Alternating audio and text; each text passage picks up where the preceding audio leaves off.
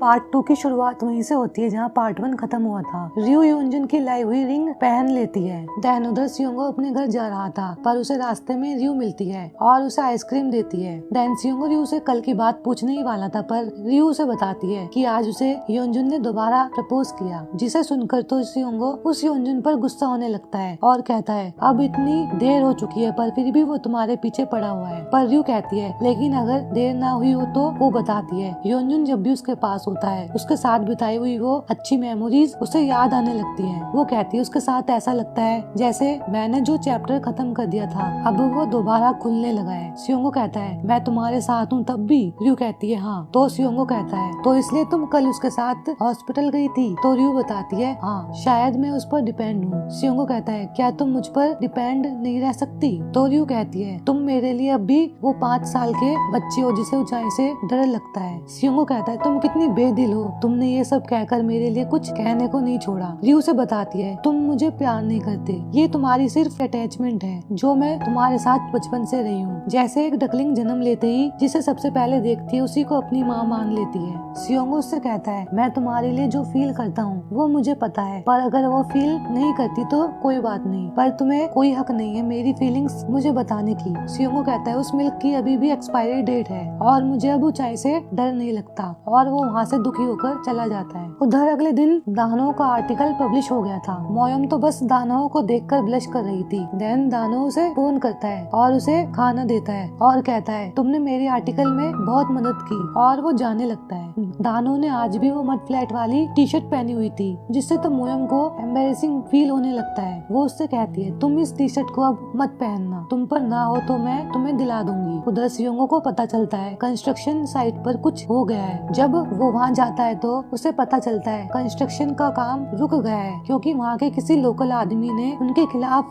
Complaint की थी। सियोंगो कहता है हमने सबके साइन तो लिए थे। तो मोयोंग उसे बताता है किसी फैमिली के दूसरे मेंबर ने कंप्लेंट की है। उधर दानो तो बस मोयोंग को ही देखे जा रहा था। तभी वहाँ एडिटर आती है जो समझ जाती है दानो इसके लिए पैरामेडिक टीम में गया था और उसे जाते हुए बेस्ट ऑफ लक कह के जाती है। उधर दूसरी तरफ मोयोंग तो बस दानो के लिखे आर्टिकल को पढ़े जा रही थी और उसकी तारीफ कर रही थी। तो रयू कहती है तू 1 घंटे से बस देख रही है, कुछ गड़बड़ लग रही है। तो मोयोम कहती है नहीं नहीं कुछ भी तो नहीं। उधर सियोंगो और उसकी टीम कंस्ट्रक्शन के काम रुक जाने की वजह से वो लोग परेशान हो रहे थे। तो उसे परेशान देखकर रयू की मॉम उसे अपने घर इनवाइट करती है और उसे खाना देती है। तो सियोंगो कहता है क्या आंटी आप मुझसे गुस्सा नहीं हो रयू की बात छिपाने के लिए? तो मॉम कहती है उसमें तुम्हारी कोई गलती नहीं है तो मैं क्यों गुस्सा हूँ तुम पर सियोंगो मॉम से कहता है रयू कुकिंग सच में करना चाहती है, प्लीज उसे आप करने देना। मॉम को एक मीटिंग में जाना था तो वो जाने लगती है पर वहाँ तभी रयू आती है। दोनों एक दूसरे को देख के हैरान थे। रयू पूछती है मॉम कहाँ है? तो सियोंगो कहता है वो मीटिंग में गई हुई है। तो रयू वापस जाने लगती है पर सियोंगो उससे कहता है क्या वो उसे अवॉइड कर रही है? तो रयू जल्दी से किचन में आती है और उसे कहती है वो भूल गई थी उसे फ्रिज से पानी पीना था। और सियोंगो से कहती है प्लीज तुम उस मिल्क के पैकेट को फेंक देना क्योंकि मैं तुम्हें एडवांस में जवाब दे रही हूँ। वो कहती है हम फ्रेंड से ज्यादा और कुछ नहीं हो सकते,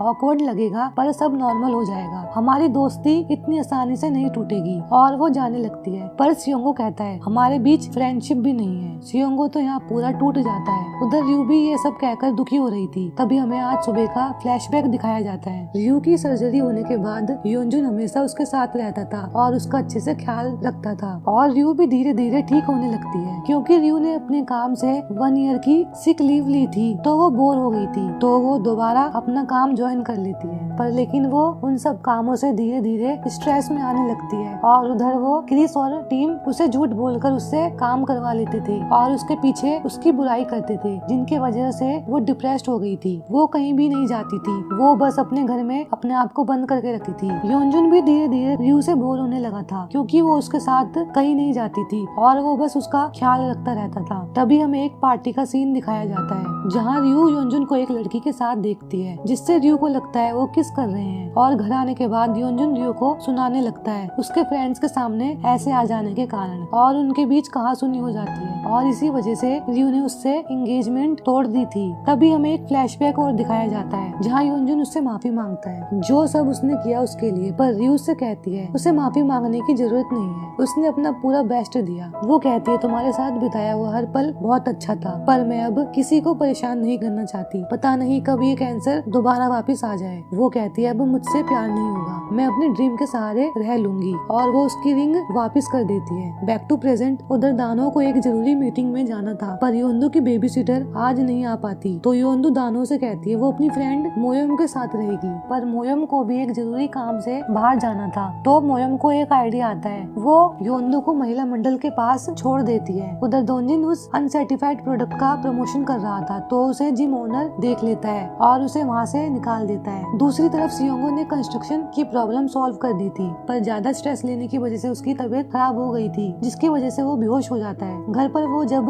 अपनी आंखें खोलता है तो उसके सामने रियो होती है, जिसे देखकर सियोंगो कहता है मैं खुश हूँ तुम मेरे पास हो, क्योंकि सियोंगो की मॉम को बार बार काम के चलते कोरिया से बाहर रहना पड़ता था। तो जब भी सियोंगो बीमार होता था तो रियो उसके पास हमेशा होती थी। सियोंगो को जब होश आता है तो वो अपने पास रियो को सोता हुआ देखता है। वो उसे ब्लैंकेट उड़ाने जाता है, पर रियो उठ जाती है। तो सियोंगो उससे पूछता है तू यहाँ क्या कर रही है, तो रियो उसे बताती है म्योंग ने मुझे बताया तेरे बीमार होने के बारे में, और घर पर भी कोई नहीं था। वो कहती है तूने मुझे बताया क्यों नहीं, तू बीमार है। तो सियोंगो उससे कहता है वैसे भी वो अब उसे किसी चीज के बारे में नहीं बताएगा। तो रियो कहती है वो उसके लिए खाना लेने जा रही है। वो उससे कहती है वो पहले खाना खा ले, उसके बाद वो जो मर्जी करे। पर जब रियो खाना लेने जाती है तो सियोंगो रियो की रिपोर्ट देख लेता है। तभी वहाँ रियो आती है। सियोंगो उससे पूछता है तेरा इसमें नाम क्यों है। वो कहता है तू कब से बीमार थी, तूने मुझे बताना भी सही नहीं समझा कैंसर के बारे में, क्या हम दोस्त भी नहीं है। और वो रोने लगता है। तो रियो कहती है उसे पता था तू ऐसे ही रिएक्ट करेगा, इसलिए उसने नहीं बताया। और वो ये कहकर जाने लगती है कि उसे कुछ काम है, पर सियोंगो से रोकता है और उससे कहता है तू अकेले ही इतनी सारी परेशानियों से लड़ रही थी, कैंसर सर्जरी जैसी बड़ी चीज के बारे में तूने किसी को बताना भी सही नहीं समझा। पर वहाँ तभी सियोंगो की मॉम के साथ रियो की मॉम भी आ जाती है, जो कैंसर के बारे में